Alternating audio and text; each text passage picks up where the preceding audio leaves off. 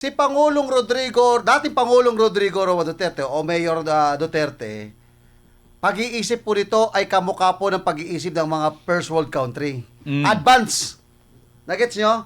Kasi kapag ang pag-iisip mo ay advance, nakikita mo na yung posibilidad na pwedeng mangyari, kahit hindi mangyayari, iniisip mo na yung worst comes worst na darating na pwedeng ganito. Kaya dapat ito pagandaan natin.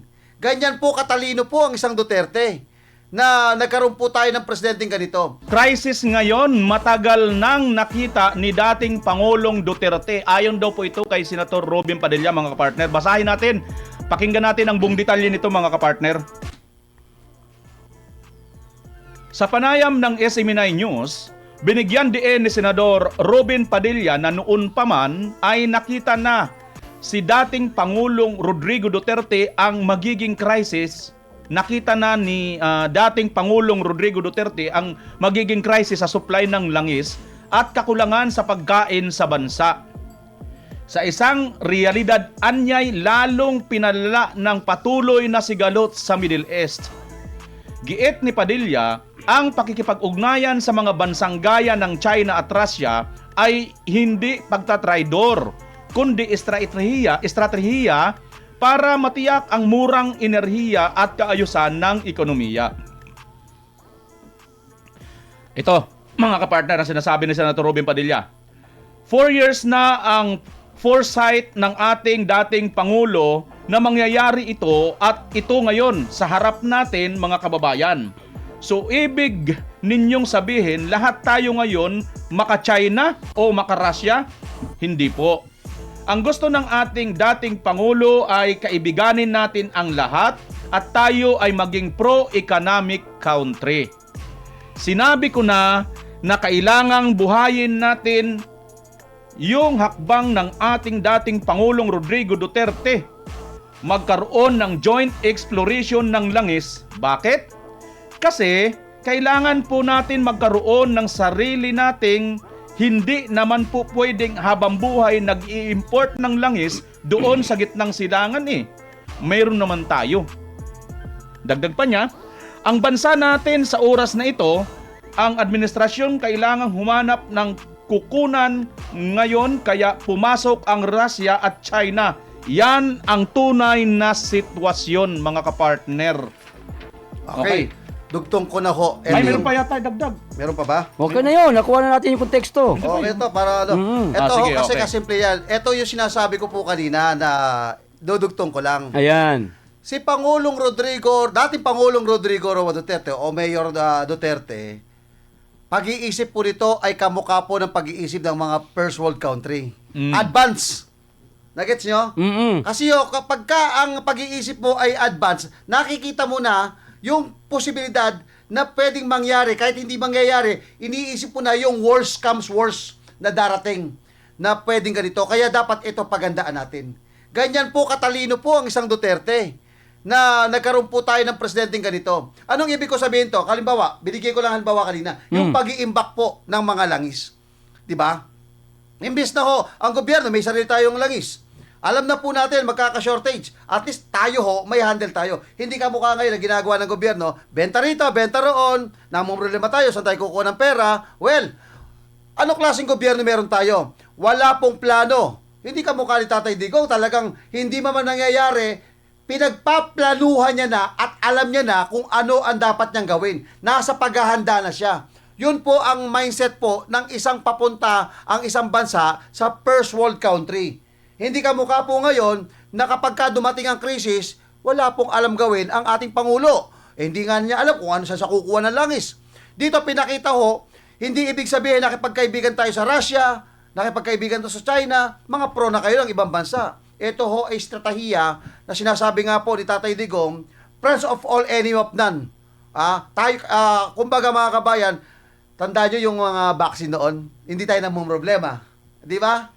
Hindi na problema. Nagka-shortage tayo ng langis pero hindi tumagal ng ganito. Bakit? Kasi kaibigan natin ng China, kaibigan natin Russia. Oh, ngayon, yaman nila kapag kaibigan ka sa Western sa Amerika, Pangulong Bongbong Marcos, hikayatin mo si Pangulong President Trump, bigyan tayo ng langis na mura. Handa ko? Malabo. Ayan. Malabo yan, partner. Di ba? Mm. Kasi sabi nyo, pro-China kayo, di ba? O, sige, pro-America na tayo. O, yung mga nagsasabing kaalyado natin Amerika, baka naman, pengin na langis, Trump. O, di ba? Partner, hindi sa pinupuri natin ang dating Pangulong Duterte dahil maka-Duterte tayo. Hindi, talaga pinupuri ko talaga. Ay, yun. Talaga. Happy birthday kay Tatay Digong. Oy, malapit na. Advance na bukas yan. Oo, bukas na. Pala. Oo, pero ang totoo nito, partner, itong sinasabi ni Senator Robin Padilla, parang hindi niya man direktang sinabi sa presidente natin ngayon na gawin niya ito, pero parinig ito, partner, sa pagkakaintindi ko eh. Oh, kita nyo, ang dating parang ganito ang halimbawa gagawa tayo ng isang simpleng senaryo. Nakita, nalaman, naalala ni Senator Robin Padilla yung mga sinabi ni dating Pangulong Duterte na nakikinita-kinita niya na noon pa na hindi pa man nangyayari etong krisis natin ngayon, no? Nakikinita-kinita ng dating Pangulong Duterte. So, ibinalik lang ito ni Senator Robin Padilla, mga partner, na maaari nating gawin. Partner, Oo. mabilisan lang ito. Papakita ko kung gaano kahanda ang Duterte. Tignan nyo po nung mayor po, si Mayor Rodrigo Roa Duterte, hindi pa siya presidente. Ang Davao, handang-handa po sa disaster. Bakit? Nung pumutok po ang Yolanda, hindi ba? Kung yung Yolandang ito mamaho sa Davao, ibig sabihin, nakahanda po ang Duterte. Handang-handa. Handa siya, di ba? Handang-handa.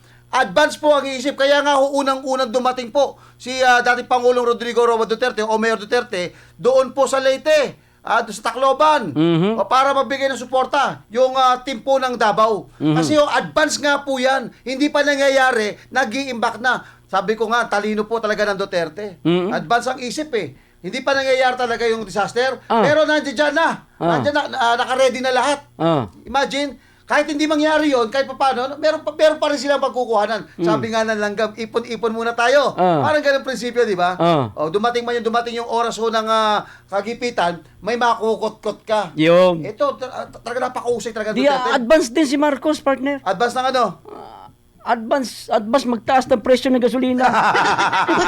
Partner, base dyan pa rin sa ating pinag-uusapan, may idadagdag ako at tingnan natin kasi ito si Senator Robin Padilla, may karagdagan pa po dyan. Meron pa pala Para yan. maintindihan po ng taong bayan na hindi naman po basta na lang nagsasalita lang ito si Senator Robin, may basihan po kasi ito yon.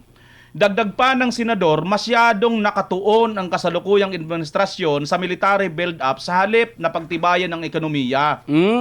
Anya, kung ituturing na kaibigan ng China, posibleng makakuha ang bansa ng mas murang langis Ayun. gaya ng pagbibigay ng libreng bakuna noong panahon ng pandemya. Partner. Malinaw para kay Padilla na tama ang desisyon at pananaw ni Duterte noong kanyang termino at dapat itong kilalanin ng lahat, maging oposisyon man o kakampi. Kaya't panawagan niyang magtulungan at magkaisa para mabigyan ng pagkakataon ang dating Pangulo na makabalik na sa bansa. Para bagang mga kapartner, ginigiit lang dito ni Senator Robin Padilla na yung mga dating mga pangitain ni Tatay Digong, Nangyayari yung na. mga dating ginawa ni Tatay Digong patungkol sa pagmamalasakit, pamumuno sa ating bansa, inagaganap na ito ngayon. At yung pakikipagkaibigan niya sa mga malalaking mga bansa na ito ay napakikinabangan na natin. Kasi ngayon, ganito na ngayon eh. To the mercy na tayo ngayon sa China. To the mercy na tayo ngayon sa Russia. Totoo. Sa lahat. Ngayon. Magmamakaawa na tayo ngayon eh. Totoo. Oo. Di ba? O mga partner, ano masasabi niyo rin sa karugtong na sinabi ni ano? Kaya nga sabi ko, ito yung sinasabi niya, mga DDS, mga pro-China kayo. Yan ngayon, yung presidente po natin, ano nang ginagawa niya? Hindi nakikiusap po. Again, uulitin ko lang isa lang masasabi ko sa kay dating Pangulong Rodrigo Roa Duterte. Napakahusay po ninyo, napakatalino po ninyo. Bakit? Kayo po yung talagang leader na hindi lang sa may malasakit to sa Pilipinas. Kung hindi po, ang tinitingnan nyo, hindi yung ngayon, hindi yung kahapon ngayon, kundi pati ho yung susunod pa, yung kinabukasan. Kumbaga si dating Pangulong Rodrigo Roa Duterte, siya yung tinatawag na past. Meron siyang past, meron siyang present, meron siyang future. Kumbaga, may vision siya na yung gagawin niya yun. Pinakita niya na nga yung partner sa Davao. Nagawa niya nga sa Davao yan. Yung mission and vision, nagawa niya. At ngayon, ginawa niya sa Pilipinas, Kaya lang ho mga kabayan, hindi lang pinagpatuloy Pinutol ni eh. Pangulong Bongbong Marcos. Pinutol eh.